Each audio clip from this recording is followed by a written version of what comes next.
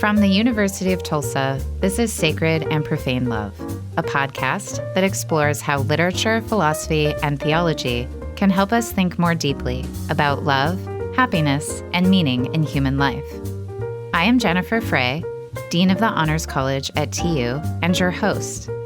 I invite you to join me and my guests, which range from award-winning fiction writers, poets, and literary critics, to philosophers and scholars from a range of disciplines, as we explore in conversation how the enjoyment of art might be, as the late philosopher and novelist Iris Murdoch has so provocatively suggested, a training in the love of virtue. I hope these conversations will enrich your life, inspire you to crack open some good books, and bring your attention back to what ultimately matters in the end. Welcome back, everyone, to another episode of Sacred and Profane Love. I am very pleased to be recording from the famous church studio here in Tulsa, Oklahoma, with my colleague, Boris Dralyuk. Boris is a poet, translator, and critic. He holds a PhD in Slavic Languages and Literatures from UCLA, where he has also taught, and also at the University of St. Andrews in Scotland. He currently teaches in the English department here at the University of Tulsa. His work has appeared in many prominent venues, including the New York Review of Books, the New Yorker, and the London Review of Books. Most recently, he is the author of My Hollywood and Other Poems. He is a prolific and award-winning translator, and most importantly, you can find him on X, formerly known as Twitter, at Boris Dralyuk. Welcome to the podcast, Boris. Thank you very much for having me. It is a great accomplishment to be on X, isn't it? Perhaps. But that's actually how I know you. That's true. So that's true. I somehow knew you there before I knew you as a colleague, which is also very exciting. So we're here this impressively dismal winter afternoon to discuss Nabokov's fourth novel in English, third or fourth? Yes, fourth novel. Called Pnin. And this is actually the second episode that I've done on Nabokov. So episode 19 with the critic Becca Rothfeld was on Lolita, one of my absolute all-time favorite novels. Yeah. It's incredible. I was recalling to Rebecca how when I read that novel when I was 18, it just completely opened my eyes to what language could do. I had never really noticed things about my own language, which is sort of depressing because it was Nabokov's third language. Well, if you believe him, it was his first. Was it really his first? How's Not that? quite, but in his autobiography in Speak Memory, he says that his English was better than his Russian when he was a wee boy, much to his father's chagrin. Did he have an English nanny? He did. Okay. Yeah, okay. Yeah, well, I didn't know that when I was 18. And I was amazed, but also devastated because I was like, how can someone write this well? And I'll never write this well. I know. And he would have you recognize that too. Anyway, just one of my all-time favorite books. And I had never read Pnin until you said that you wanted to podcast about it. But I loved it, which is not surprising because I love Nabokov. But why Pnin? Why did you choose this novel of all the novels he's written? Well, I'm newly back to academia after some time away, and so campus novels take up prominent residence on my nightstand. And Pnin, first and foremost, is a very early example of a campus novel. But of course, no campus novel is just a campus novel. Mm-hmm. It's also a novel about art, about immigration, about goodness and morality, and its obverse, and about people who have no natural habitat on this earth. And I am very sympathetic towards them. Nabokov is not known as a great sympathizer, but he was capable of great empathy. And I think that of all of his characters, he probably loved Pnin the most. Pnin is very lovable, even though he's certainly not outstanding. No. I mean, he's outstanding in some ways. He stands out. But not like Achilles. No. He does have kind of a heroic vein. in the sense that he goes out solo. And like some of the great heroes of the past, we see him riding off into the sunset at the very end of the book, forging his own destiny, which is the last thing that you'd expect this little fellow to do. But he's brave enough to do it. He's not going to be anyone's slave. He's not going to be anyone's underling. He'll take his fate in his own hands. Well, for the sake of our listeners, let's introduce the character of Pnin. Sure. He's kind of a middle-aged assistant professor. Barely. Yeah, right. He's hanging on by a thread. Right. Yeah. Who is the kind of absent-minded, bumbling fool a little bit. How would you describe him? Well, I don't think he's... Yes, I mean, I think it's fair to say that he's a bit of a fool. You see how defensive I get when I talk about the guy? I mean, he's foolish yes. in so many ways. Yes, he's comical. He slips. He's a bit misshapen. His upper body is too large. He's perfectly bald. Does perfectly bald mean he has no hair? No hair at all. Okay. Yeah. And I think we all imagine him slightly differently. But if you look at the early cover, for instance, of the book, he's just kind of a billiard ball with glasses. And I think he does become the butt of jokes on campus. He's a favorite joke for his colleagues who all look down on him. But he doesn't make that impression, at least I don't feel, on younger people. I think that there are very few depictions of him in the classroom, but I cherish those moments in the classroom where he abuses the hour that he has to teach elementary Russian and instead gives these students a picture of Russian culture and meditates on mortality through a poem of Pushkin's. And I can imagine myself, and I think we can all imagine ourselves in that classroom because we've all had teachers like this. Oh, I absolutely have. My Latin teacher was like this. She was a Ukrainian emigre. Yeah.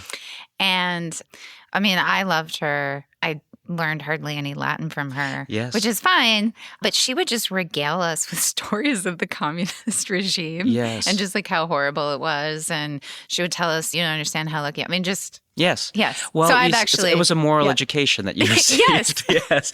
And it didn't dissuade you from learning Latin. It certainly didn't help, but it didn't... It was neutral in the Latin. Neutral in the Latin department. Hurt my Latin. She didn't hurt your Latin. No, but we take a kind of, I would say, ineffable inspiration from these people. These people who open up windows we didn't even know existed in these classrooms. And usually they are not playing by the rules of the other professors. They don't even know the rules. They wouldn't know where to find the rules. But they make a huge impression on young minds. They symbolize a kind of engagement with culture that is more inspiring than anything that you'd find in a textbook or in a well-ordered lecture. And Pnin does that. So yes, he's a fool, but he inspires his stepson of sorts to send him this gorgeous bowl in the middle of the book. He doesn't even know how much of a role he plays in this young person's life. He thinks he's a failure in this young person's eyes, but that's not the case at all. Yeah, he's an interesting figure. And of course, the novel opens up and Pnin is on a train on his way to Cremona or something like this. It's basically like to give a lecture. Not the Cremona of violins, but the Cremona of the Northeast. Basically to give his lectures to like the equivalent of a Rotary Club or something, some kind of ladies' social gathering. Precisely. And what he doesn't realize, but that the narrator tells us, is that he's on the wrong train. Right. Which seems like a bigger metaphor for Pnin. Right. Yeah. That he's kind of lost in general, not really sure where he's going in life. Not really paying attention. Right. Yeah, he's there for the ride. Right. But that I think is tied to his being a kind of out of touch intellectual, but then also possibly because he's an emigre. It's not... I think there was one line at some point in the beginning of the novel where he says, it was either he or the narrator, I can't remember. I'm sure that's important detail, but one of them says, well, it's not me that's absent-minded, it's the world. Right? Yes, yeah. Like somehow I'm a good guy stuck in the wrong That's right. place the wrong, And it's his job to restore order in some way. Yeah. Yeah. Yeah. But what you said about the narrator and him getting mixed up in this particular way is actually really revealing, because the narrator of this book is, for all intents and purposes, a figure that is very much like Nabokov, a successful version of Pnin, who is more confident, better with the ladies, who gets the good job, who extends a helping hand to Pnin, and Pnin shoos him away, and whose own attitude towards Pnin changes throughout. But Nabokov is infusing both Pnin and this narrator with elements of his own experience as an émigré. He sees himself in Pnin as much as he sees himself in the very obvious alter ego of the narrator. Yeah, so we don't actually learn who the narrator is until the final chapter of the novel, and it's a little bit like, because you're reading it, and it's like an intuitive inference that you make that the narrator is just Nabokov, like he's the guy writing the novel, right? Yeah. Because it's it's just the most obvious. I don't even think you stop to make that inference. It is just there as you're reading it. But then at the end, you're like, oh, but it's this person. And then you're like, wait, I'm so confused that the narrator is now like a character in this story. Why set it up that way? Well, I think there are many answers to this. One very obvious one is that Nabokov loved games. He was a person who relished the opportunity to befuddle and confuse and set up a puzzle for the reader. The cynical interpretation of that is he set up these puzzles so that scholars would keep talking about him forever and ever and ever, trying to puzzle them out. And that's a form of immortality, which gets us to the place that art held for Nabokov. You have to think about his life, which is similar to the contours of the life of Pnin, a person who was born into relative privilege, in Nabokov's case, great privilege, who experienced, by all accounts, a lovely childhood, but whose childhood was cut short by the coming of the revolution and the Civil War, who was thrust out of his country with his family, whose father was killed when he was still a very young man, and who, after having lost one homeland, had to lose several others because of the rise of Hitler. He had married Nabokov, a Jewish woman, and they had to flee Europe, where they had managed to build a life and escape by the skin of their teeth. His brother ended up in a concentration camp, dying in 1945. So Nabokov's life was out of his control, like the lives of so many émigrés of that period. He was a great vituperative critic of Marxism, and he was also a great vituperative critic of Freud. And what do Marx and Freud have in common? Well, Marx has a system of history, and that system of history is set in stone in some ways, and it also robbed Nabokov of his homeland. Freud has a system of psychology, which basically reduces the mind to a machine. And Nabokov found that to be a great invasion of his last remaining right, which is the right to be an individual, the right to be in control of his own mind. And art for him was the realm of ultimate freedom. This is where he was the master. This is where he had the control that was taken away from him by forces larger than himself in real life. So the insertion of himself into this novel is a kind of reminder, or a kind of an emblem of the control that he has over his characters. The narrator of this novel, who's very much like him, has control to some degree over the fate of Pnin. He not only does Nabokov himself write Pnin, create Pnin, but also inserts himself to actually manipulate Pnin's life inside the book. But miraculously, Pnin escapes. Virtually none of Nabokov's characters escape him. They all get their punishment in the end. And Pnin, because he's such a good person, gets to ride off. And Nabokov is chasing after him, hoping to stop the car, but the car just rides off. So it's a really hopeful conclusion for one of Nabokov's creations. I mean, do we think, though, that Pnin in the end, I should just say, for the sake of listeners who haven't read this novel, one, you should read it. It reads very quickly. You can read it in a day. It's a breeze. And it's delightful because it's Nabokov, but it's also funnier. Much it's not funnier. like, Lolita's, an incredible book, but it also is dark. It's dark, it's cruel. Yeah, it's tragic, yes, in fact. Yeah. I mean, there are times in Lolita that you just have to walk away. And Pnin's not like that. No. It's delightful. It's funny. It's sad, but it's not devastating. But I do wonder about our hero, Pnin, and exactly how we are to understand him because, like I said, there's not much going on in the way of plot in this novel. He's a professor at a college somewhere in the Northeast, maybe, I guess it's New York. Yeah, it's probably a blend of Wellesley and Cornell, two places where Nabokov taught. And Pnin is just biding his time, by and large. And there are people who enter into his life, like his ex-wife shows up and I think she wants money or something. And he gives it to her. He gives her everything he had. And his ex-wife, kind of a failed poet. Yes, Monkey. A not very sympathetic figure. And she had left Pnin for, I think, a colleague in psychology. That's right. And they had a son, Victor, who didn't know that his father was Pnin until he's a teen. He finds out, I think, chapter 4 or something. And so there's a kind of father-son reunion. There's a faculty party because obviously if it's a campus novel about professors, there has to be a faculty party where people drink too much.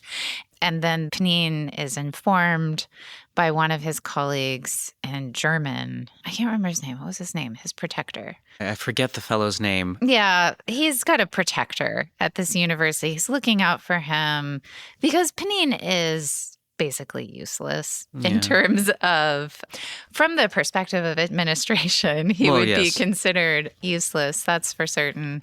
And anyway, his protector has gotten a better job and is leaving, which means that Pnin is not going to be gainfully employed anymore at Wayndell College. That's right. And he just informs him after this great party, this fantastic party. That's kind of it plot-wise. And then we have chapter 7, which is so strange because this extra character of the narrators really enters the novel in a surprising way. And we realize that they had met in the past and the narrator was having an affair with his ex-wife. Yes. While, anyway, it gets complicated. But for most of the novel, Pnin seems sad at the end of the day, right? Many chapters end with some kind of vision or dream. He talks about not believing in God, but a democracy of ghosts. Yes. He seems really stuck in the past.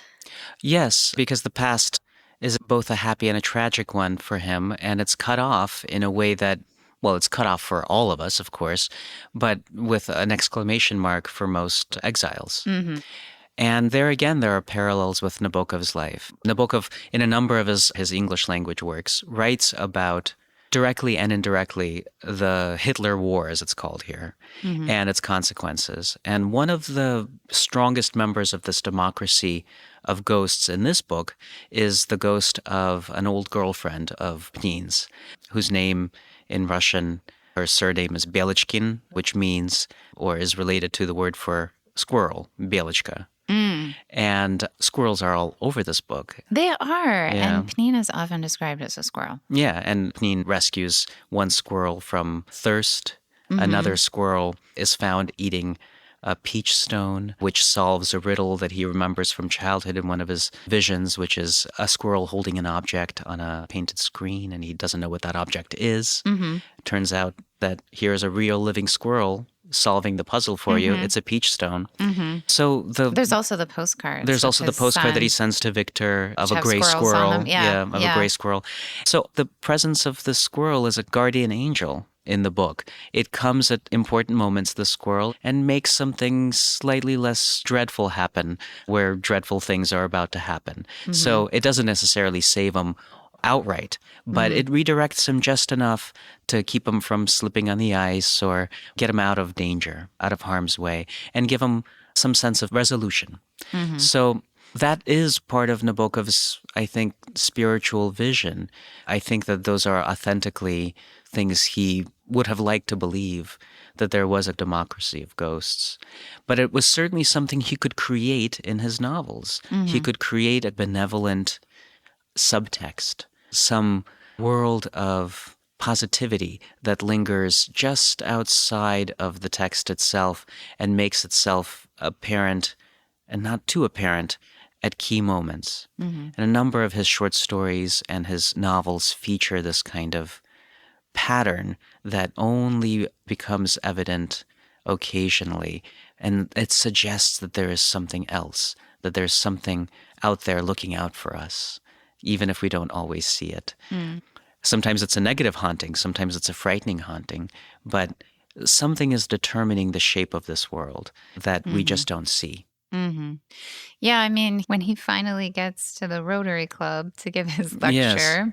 he also has like some kind of mini stroke. Yes, he has, something along the unfortunately, way. yeah. There's a whole odyssey of getting there that is complicated, but he sees all of these dead relatives in That's the right. audience, including his parents. That's right. And he's constantly having visions of dead people from his previous life, Yes. right, in Russia.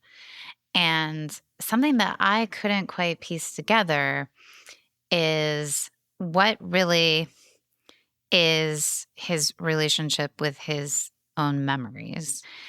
And does that factor into his transition from, at the outset of a novel, a guy who is not only going the wrong way, but in ignorance that he's going the wrong way. Like he quite literally does not know where he's going, to someone who has taken charge of his future, at least insofar as he's going somewhere, although we don't know where. Yes. And does he know where? I don't know. It's possible that he doesn't, but he's driving. Yes, but he's driving. And then there's also, I mean, not to try to take away from the image of the hero at the end, but the narrator does get the last laugh because it's sort of like a colleague comes by and talks about how when he got to the Rotary Club, he realized he had the wrong lecture. So we go right to the beginning of the book. Yeah. It turns us around. But remember, our narrator says that all of this mockery of Pnin by this colleague leaves the intellectual equivalent of a bad taste in his mouth. And the obsession that these people have in mocking Pnin is their obsession. That's not Pnin's worry. That's not his concern. He's blissfully unaware of it. He's going off living his life, maybe not his best life, but the best life he can find at the moment, while they are entertaining themselves in the most shallow way possible, mocking this person whom they don't really understand. They can physically embody his quirks, but they don't know what lies at the heart of him. But do we? Well, I think we do. I think that he really has shown everyone nothing but sincerity and kindness in this book. He always sets a foot wrong, but he really does no wrong. And that's a good indication of the kind of person that he is, and it stands in contrast to just about everyone else whom we meet. So yeah, I think that he is a rare example of a positive personality type in Nabokov's work. Well, I wondered though, I mean, because you and I are eggheady, right? So maybe it's not surprising that we have such a sympathetic eye for Pnin. But could you imagine someone else who simply finds him insufferable? That is to say, if you were confronted with someone who, I'm just trying to play devil's advocate No, I here, understand. but if you think about Pnin, and now I'm thinking about the passages where we kind of get a window into his intellectual life. Yes. And it's funny, Yeah. right? Because his intellectual life mirrors, it's actually a lot like his actual life because he doesn't know where it's going. Yes. Like he gets fascinated by something. Yeah. And then He's like there's a something squirrel. else over here. Yeah. And a whole day in the library will end in nothing. Yes. Right? Yes. And I really loved those passages because in a way I resonate with that very deeply. I Yes. mean, sometimes you just want to spend the day lost in thought, and that was a great day. Yes. And you don't have anything to show for it. But I think a lot of people not only don't get that, but are very put off by it as like, oh, you're a useless person. You're not contributing. Who are you, Ron DeSantis? I mean, but that's actually something that's worth talking about. I mean, the campus is not a perfect campus, but for a while it acts as a kind of monastic safe space for a person like Pnin. And what I was saying earlier about the effect that Pnin has on students, he may not produce any useful knowledge at the end of the day, but he serves as a kind of humble but important model of pure intellectual life for these young people. And they need that, and you can't quantify exactly why they need that.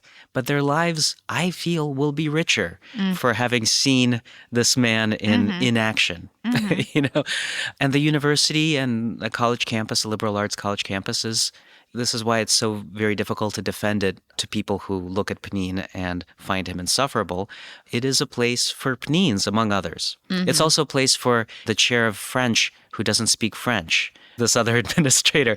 There are also careerists. There are people who derive pleasure from cruelty, like this young cockerel professor who mocks him constantly. But it's also a place for those misfits who, for reasons that I can't even necessarily explain right now, need to exist and inspire not only other misfits, but inspire people who go on to do productive things, but with a bigger heart and a bigger sense of empathy for those who don't.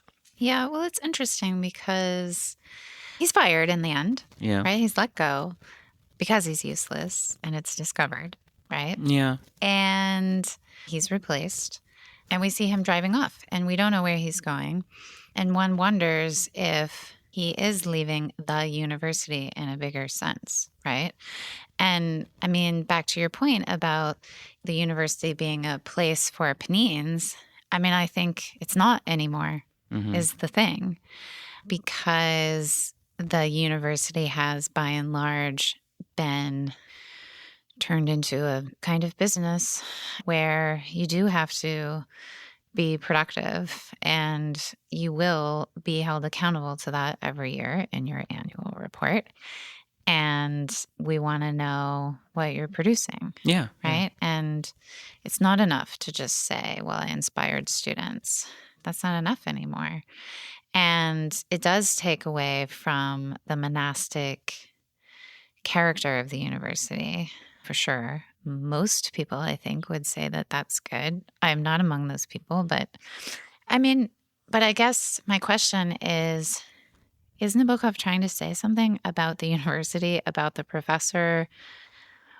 Or, as you suggested earlier, is it all somehow an elaborate metaphor for art? Because Pnin isn't an artist. His son is. Yes. That's a very good question. I do think that the college represents a kind of system that is very far from perfect, that is corruptible and corrupted. But it's the best of all possible worlds for a character like Pnin. It's a terrible system, but it's the best one we've got. Compared to the alternative, which is the realm of, let's say, the Soviet Union, where a much, much harsher fate awaits someone like Pnin than it would in the imperfect world of American college life. And Nabokov is a great critic of aspects of American culture, but I think he very much thought of himself as an American and was pretty loyal to the ridiculousness of this land and the freedom that comes with all of its messes, the mess that comes with freedoms. He admired it. So, yes, I think that there is a kind of respect for the college campus, despite all of the mockery that it receives here. And I do also think that you're right, that it is a metaphor for art. But I think Pnin is a kind of artist, because like artists, he does spend the whole day chasing a bright laser dot. And it may not produce, at the end of the day, the work of art. It may not contribute in an easily recognizable way to his masterpiece. But by gum, 3 or 4 days later, 3 or 4 weeks later, maybe years later, that little scrap that he found may actually end up in some half-decent poem. Mm-hmm. And unless given the freedom to chase those fancies, unless given some safe space, as it were, the poem will never happen. The work of art will never happen. The work of scholarship will never happen. Those fallow periods, or those seemingly fallow periods, are required. They're part of the process. Mm-hmm. And Pnin represents maybe a little overabundance of that aimless pursuit. But part of the pursuit of knowledge is aimless. It has to be aimless. Otherwise, you don't gather all the bits that you can. I mean, yes and no, right? So I would say the life of study, where let's take study in its maximally capacious sense, where, I could really study that rug and maybe write a poem about it. It has to be aimed at least truth, or right? I mean, it has to have some meaning or purpose for the person pursuing it. It has to have some seriousness. Yes. So I think the aimlessness is maybe just that there's not a definite product. Yes, that's what I mean. Yet. Exactly. Right? I completely agree. I think that there has to be some kind of intuitive compass, which is a compass in the pursuit of something that one takes seriously, something that one takes very, very seriously. Truth is a good word for it. Nabokov hated the term moment of truth because, of course, what is that one moment of truth? Yeah. But a greater truth that is a worthy thing to pursue. So yes, the pursuit is a serious one, but that doesn't mean that the aim is something that we can summarize in a thesis statement. Mm-hmm. Well, let's talk about Nabokov's conception of art, because I don't have a line on this. Maybe you do. I think just an observation that I can make about Nabokov as a writer is his phenomenal attention to detail. Like, that was another thing that reading Nabokov in particular really made me aware of, which is the fact that the writer is someone who really has to pay attention. Yes. And now I became a philosopher, right? But when I was 18, I wanted to be a writer. And at some point, I came to self-knowledge and realized, like, I'm actually not super great. Like, I'm not a detail person. I'm like a big picture, abstract thinker kind of person. And at any rate, for a variety of reasons, gave up my ambitions as a fiction writer, for sure. Because I didn't think that I had those contemplative abilities that Nabokov clearly possesses to an extraordinary extent. He sees things in everyday life and situations that I never see. Yes. He notices things about humans that I think I never notice. And it's like I'm grateful to him for bringing those wonderful, particular details to life in a character and a story. And I'm just wondering what that kind of vision, that kind of attention to extraordinary detail, and the attention to language in that. Because the way he describes it is what's so memorable, right? Like, it's not memorable like the bone structure of his face, but the way that he describes it will like stick with you. Yes. What does that kind of contemplative paying attention to the ordinary in everyday life have to do with his conception of art? Because it's there in all of his novels. It's a very good question. I do think that noticing and observation are absolutely key. I think for him, to be alive, to be truly alive, is to observe, is to notice things that would escape your notice if you were half dead, which probably most people are for most of the day. Well, that's Simone Weil's whole line. Right. Yeah. So those details can save your life in very literal fashion. There's a great scene at the end of Speak Memory where suddenly he discerns in the distance the ship that will save his family from destruction. And that moment of discernment, that moment of observation is really a life-saving moment. What his work does, by being so intricate, by involving so many puzzles, involving such an obvious abundance of attention on his part to every detail, is it forces you to pay attention to his text the way that he wants you to pay attention to life. Mm-hmm. It forces you to be almost paranoid in your search for details in his work. He throws out so many clues. Everywhere there's a clue. Pay attention. Look at this. Look at this thing that I'm capable of doing. Did you notice the squirrel? Yeah. It just flitted by, but did you notice? Did you know that squirrel means shadow tail? Did you know that my character is being shadowed, that he has a tail? Mm-hmm. Did you notice the shadow behind his heart and the X-ray? All of these things. I don't think I noticed that thing. Yeah. So all of these things are there to make you a kind of paranoid reader. But for Nabokov, that isn't a crime.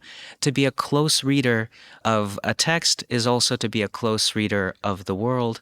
It means not to let things slip past. It means to take full advantage of your life. So I think his concept of art is, at least in one sense of it, is a process of awakening, a tool for awakening you as a person, stimulating you in ways you didn't know that you could be stimulated. Well, so that's fascinating because it's very much in line to a certain extent. It depends on what direction you go with it. So Simone Weil says that the great artist is someone who presents us with reality. And she says that we can't grasp it because we are so busy and distracted. And of necessity, we console ourselves with lies, Mm-hmm. right? Mm-hmm. She says this in Literature and Morals. So she thinks great literary artists of genius are people who can actually show us what's real in the world, about ourselves, etc. And then she thinks there's a moral dimension to this. She thinks that this kind of attention and contemplation has a moral effect, right? Nabokov wrote Lolita, and that's not a moralizing novel, I don't think. I mean, certainly we're not meant to like Humbert. He has his appeal.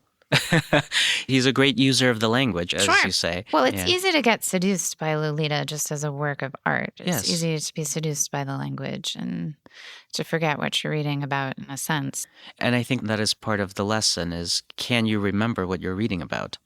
Can you see through the scrim? Can you see through the filigree and remember what you're reading about? Remember what the moral core of this story is and the tragedy of Lolita. Right. Yeah. So if Nabokov as an artist wants to awaken us to what? What are we to awaken to? The good? That's a good question. The true, the beautiful? I mean, does it somehow have a didactic or transformative, right? Or is it just better to be awake? I think it's just better to be awake, but I do think the true and the beautiful are important categories here. I think there is a kind of romantic vision of goodness, truth, and beauty there. But I also think that good to be awake means that you can realize yourself as an individual and not be led or misled into darkness. Mm-hmm. Darkness being political darkness, being simply a kind of deadening of the senses. You can remain alert, awake, and make decisions for yourself and take control of what little you can control. Mm-hmm. So on the one hand, the work of this novel is to make us aware. On the other hand, it's also a demonstration of the amount of control that Nabokov has over his art, the degree to which he is a great creator, the degree to which here he can exercise his freedom. He famously said in his Paris Review interview that some authors talk about their characters running away with them or them being surprised by what their characters end up doing after they create them. Mm-hmm. And Nabokov said, my characters are galley slaves. They do exactly what I tell them. Mm-hmm. Because this was the realm in which he had control. Mm-hmm. He was hyper alert, hyper aware, and very much in control of the situations that he painted in these works. Mm-hmm. And when you pick up this work, it should serve as a model for how to be a person in control. Well, so, I mean, just to close out the conversation, this novel was written around the same time that he was writing Lolita. Yes. I find that so strange to wrap my mind around it because On the surface level, these are such different novels. And that surface level is that Pnin and Humbert are such different characters, They are, right? yeah. I mean, Humbert is repulsive, and Pnin is goofy but lovable and relatable to me at any rate. Yes. It's relatable. And the themes are Lolita's novel about the continuous rape of a young girl, and pedophilic lusts and impulses. It's also an extraordinarily beautiful novel. Yes. That carries with it a kind of weight. I mean, the last time I read Lolita, my eldest daughter was 12. She was the same age. My gosh. And it hit different that time. Of course. Right? I can't help but. This is just fun to read. Yes. Like, it's just fun. Yeah. Well, So it's so fascinating to me to think about these two novels together because, on the other hand, there are many ways in which they're the same. They both involve Europeans struggling to figure out America. Well, there you go, yeah. And people who can't quite make their home here, even though they need to, and people who are maybe in various ways self-defeating. But anyway, I just wonder, it's hard for me. I'm not a Nabokov scholar by any stretch of the imagination. It's hard for me to tease out of that a single conception of art. Can you? A single conception of art. Well, yes. I mean, I think there is a big moral difference between Humbert and Pnin, and their relationship with young people. Their relationships with young people are at the center of this difference, or they're quite representative of this difference. Humbert projects his fantasies onto others and manipulates them, attempts to manipulate them. Of course, he pays a heavy price for his hubris, his belief that he can completely control Lolita. Pnin respects, in an almost ridiculous fashion, the intellectual individuality and the maturity of this young man, Victor, his son, and he treats him with such respect that he thinks that he himself in his eyes is just a ridiculous old man. And I think that that is a little bit of a tell that in life we really ought to treat others with respect and respect their individuality and not to force our wills on others. In art, we have the liberty of creating whatever world we want. In art, we are the masters. But in life, we are not. People are not playthings. They're not toys. Each person is potentially a great creator of a world of her own. And I think that the key is respecting that.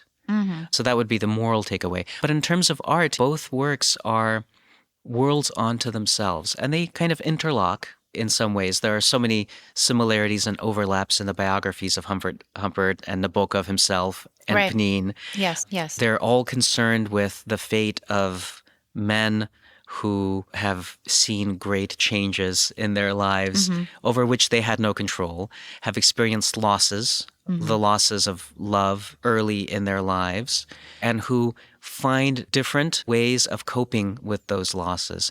Either they are oblivious to them, or they are broken by them, or they, in an immoral way, try to recoup for them and pay the price. You make Nabokov sound like a very good liberal. Right? Liberal? Yes, where freedom is about personal individual autonomy, right? I think that's very much what he believed. Yeah, so I just want to clarify one point. Is the artist, the individual artist, the highest expression for him of that particular notion of freedom? And does the artist have duties and boundaries in expressing that freedom? That's a very good question, and I'm sure many people have racked their brains trying to answer it. I would say that yes, the artist does represent a kind of ultimate freedom. I'm not entirely sure how he would limit, what kind of boundary he would set around the realm of art, whether having a complicated and beautiful inner life was not in itself a kind of art. But yes, the artist, the person who creates, the person who writes, the person who paints, is ideally, if they take their job seriously, if they take their vocation seriously, embracing freedom to the utmost degree. They must be free. But yeah, I think that he was just in the most fundamental sense against censorship of any kind. And I think that he probably believed that if a work of art was bad, if an artist was bad, one should say so. One should say so loudly. He never held back his strong opinions about artists who he thought were failures. But that was the price that those artists should pay. They should be called terrible. They should not be stopped from working. Yeah, it's kind of interesting because the one respect in which Lolita and Pnin are so much alike is that it is a story about a European immigrant trying to figure out this country where there isn't this history and tradition and sense of place, right, in the way that anywhere in Europe has those things. But of course, this kind of liberalism is what really takes root in the New World. And this kind of New World, Old World tension is so prominent in both of those novels. And it almost seems like, I mean, on the one hand, Nabokov clearly finds America a bit crude. Very much so, right? Sure, yeah. Crude but free. Yeah, crude but free. I think that's right. Is our crudeness just the price we pay for our liberalism and our freedom? It's hard to imagine him not delighting in some of that crudeness. I mean, even if it was in a cruel fashion, he loved American pop culture. It's all over his books. And yeah, he was fascinated by it. And I think he lapped it up, frankly, ecstatically even. You don't think he was a tiny bit repulsed? I think he was repulsed by certain elements of American culture. For instance, I think he was disgusted by racism. But I don't think that he was repulsed by all of those motel signs. I think he thought them just darling. And the novelty of the place was exciting. And he grew up reading his favorite reading material, much like the Pnins, were stories by Jack London and completely forgotten authors of Westerns. So American culture was with him from the start. And I think if he didn't quite worship it, he certainly had a soft spot for it. Any final thoughts? Either about Nabokov or Pnin? Final thoughts about Pnin. I think that I really hope that wherever that place is, there is a place where he can exercise his futility and enjoy himself. Yeah. Well, let's try to create that here in Tulsa for the useless people. Exactly. Thank you, Boris. This was delightful. Thank you. You have been listening to Sacred and Profane Love, a podcast hosted by the Honors College at the University of Tulsa. To learn more about the Honors College, please go to our website, utulsa.edu/honors. To learn more about this podcast, you can check out its website, sacredandprofanelove.com. On the website, you'll find an archive of all our past episodes and guests, and also a blog where we post news related to the work that we do. You can also follow the podcast on Twitter, where our handle is @eudaimoniapod. Finally, if you would like to support this podcast, you can go to patreon.com/eudaimoniapod. Patrons receive podcast swag and subscriptions with our literary partners, The Point Magazine, Switchyard Magazine, and The Lamp Magazine. We are grateful to our partners for their ongoing support.